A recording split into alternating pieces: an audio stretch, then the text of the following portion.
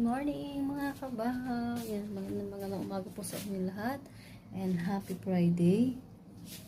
Yan, bumangon na po ako. Brush po muna tayo. Dali lang po. Yan, nakapag-brush na po tayo. Umpisa na ulit ng trabaho. Ito po yung aking pinagtatrabahuhan na bahay. Yan po. Ito ako nakaligpit kasi babagong gising pa lang po tayo. Salamin muna tayo mga kabahay. Yan.